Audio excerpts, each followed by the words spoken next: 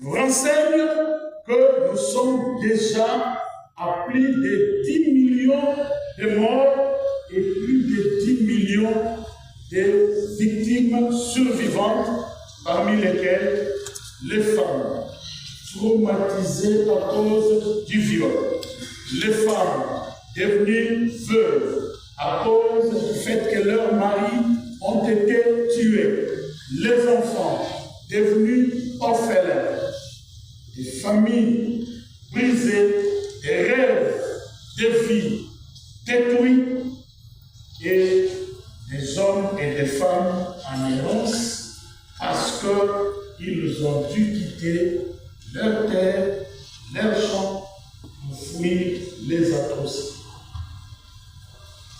Fort malheureusement, lorsque la communauté internationale observe les atrocités qui se passent dans notre pays, les seules qualifications que la communauté internationale retient sont le crime de guerre et le crime contre l'humanité.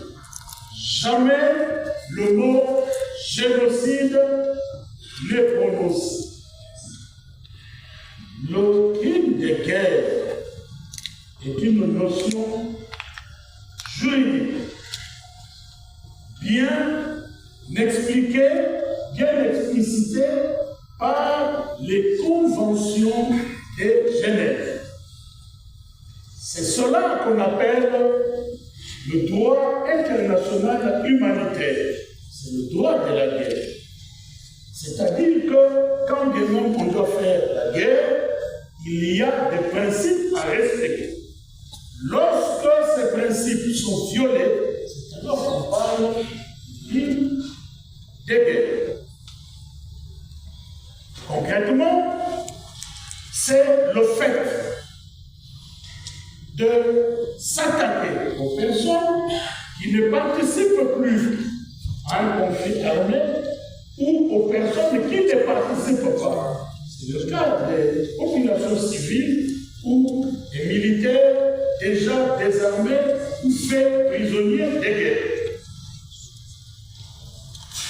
Le crime contre l'humanité, c'est quand, lors d'un conflit armé, on commet des atrocités vis-à-vis des civils comme le viol, comme le fait de s'attaquer aux écoles, hôpitaux et consorts.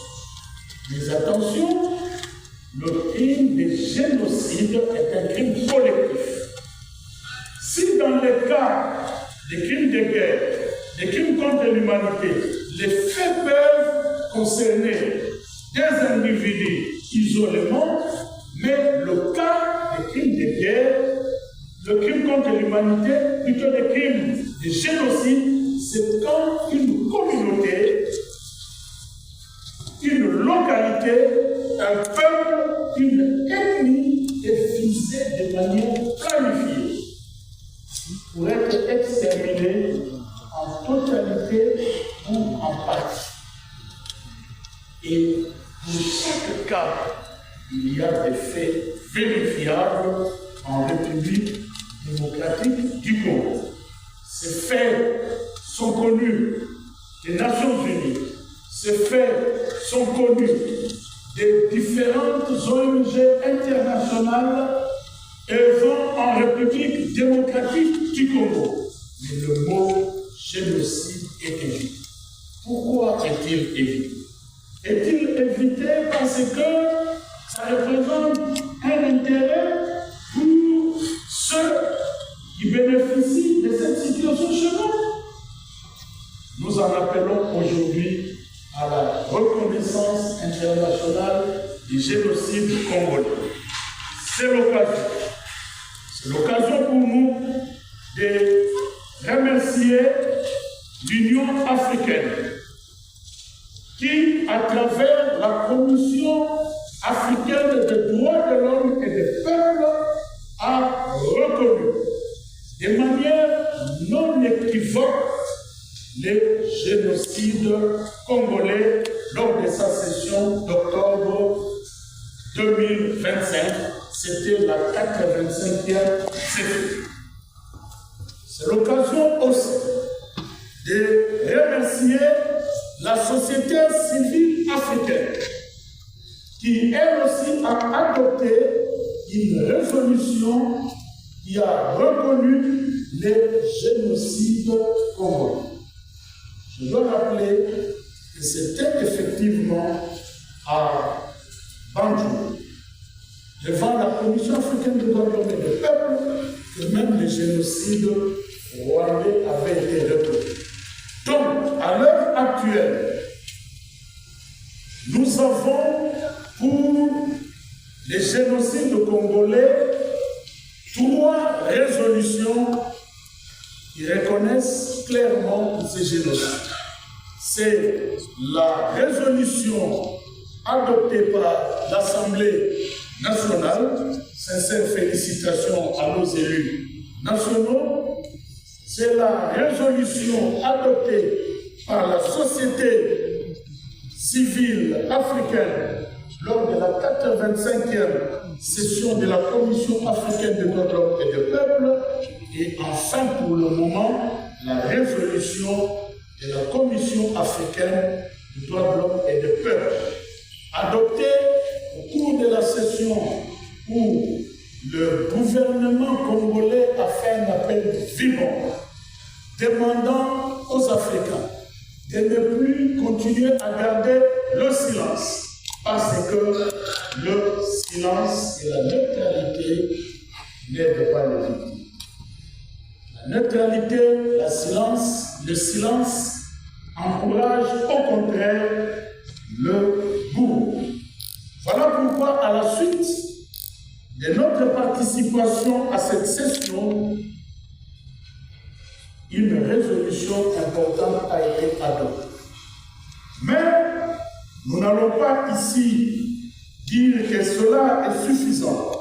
Bien au contraire, nous devons intensifier notre action. Intensifier l'action pour que l'Union européenne sorte de son silence avec tous les éléments en sa disposition pour reconnaître le génocide congolais.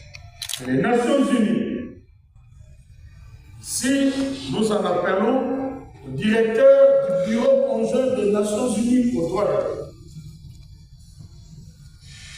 qui recense chaque jour les violations massives et répétées des droits humains en République démocratique du Congo, et qui, avec les outils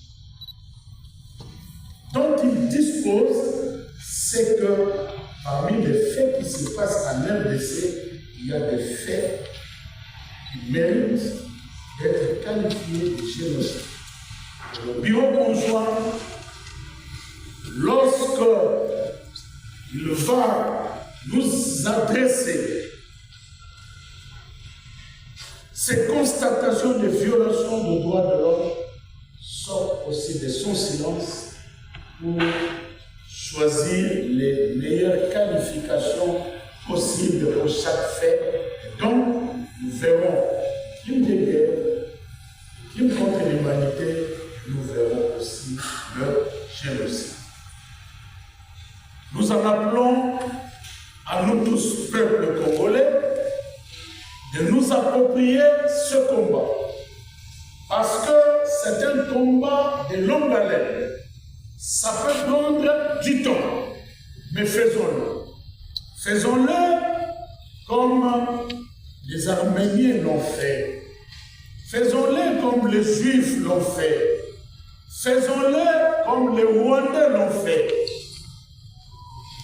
Parlons de notre génocide. Exigeons sa reconnaissance. Parce que c'est un impératif important. Il y a des victimes de la République démocratique du Congo qui n'attendent que ça. Lorsque ce génocide sera reconnu, alors ces victimes pourront dire l'humanité a reconnu notre souffrance, maintenant place place à la réparation. C'est pour la réparation que Son Excellence, Monsieur le Président de la République, avec l'appui de la distinguée première dame, ont mis en place des mécanismes de justice transitionnelle. Actuellement, avec la CIAVA et le FONAREL, le ministère des Droits Humains travaille pour qu'on arrive au stade de réparation des victimes. Mais dans la justice transitionnelle, il n'y a pas que la réparation des victimes, il y a d'abord la recherche de la vérité. Par la recherche de la vérité, il y a la justice. Pour briser la chaîne de l'impunité, il faut que ceux qui commettent des exactions en République démocratique du Congo payent de ce qu'ils font à ce peuple. Et après la justice, alors il y a la réparation, mais aussi les garanties de non-répétition. Tel est le travail en chantier pour qu'on arrive à donner tant soit peu ce que les victimes de la République démocratique du Congo attendent.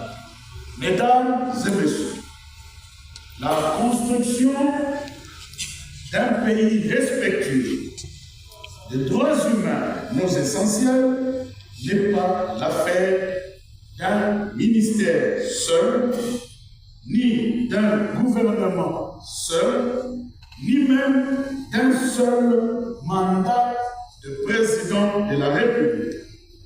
C'est un projet de civilisation, un projet de société, un devoir collectif. En ce 10 décembre, nous renouvelons notre engagement pour la justice, la vérité, la réparation, la dignité humaine et les garanties de non-répétition. En restant unis, déterminés et solidaires, nous vaincrons l'injustice. Nous ferons triompher la vérité et nous bâtirons une République démocratique du Congo réconciliée, pacifiée et respectée. Lorsqu'on dit qu'il faut retenir l'essentiel, l'essentiel doit être constitué de droits humains. L'essentiel, c'est le droit à la vie. L'essentiel, sont les libertés individuelles qui doivent être respectées à travers le monde. L'essentiel, c'est le droit à un environnement propice. L'essentiel, c'est le droit à l'éducation pour l'enfant. L'essentiel, c'est le respect des droits de la femme. L'essentiel, c'est le respect des droits de la jeune fille. L'essentiel, c'est le respect des droits des travailleurs.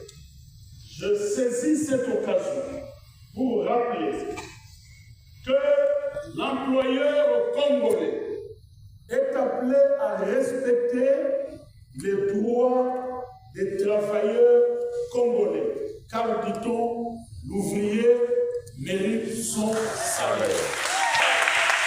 C'est dans ce sens que j'ai publié un communiqué demandant aux employeurs de payer en temps utile tous les droits auxquels leurs ouvriers et employés ont droit pour les fêtes. Il faudrait que cela soit payé bien avant pour que les parents s'organisent à organiser les fêtes.